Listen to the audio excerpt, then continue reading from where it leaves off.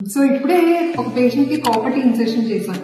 So insertion అయిపోయింది. తను చాలా పెయిన్ వస్తుందేమో, డిస్కంఫర్ట్ ఉంటుందేమో అని అనుకున్నారు. జస్ట్ 30 seconds లోనే మొత్తం ఇన్సెషన్ అంతా కూడా అయిపోయింది.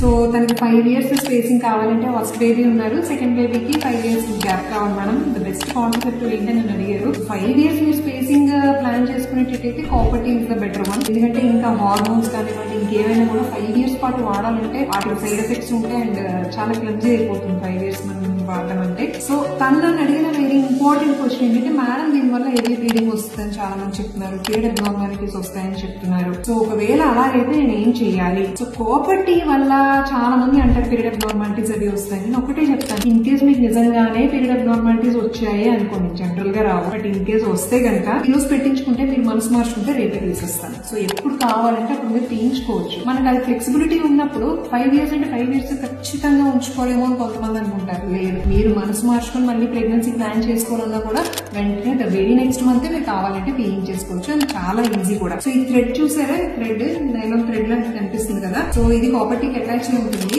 ఈ మాత్రం పాటు థ్రెడ్ నేను వదిలేశాను.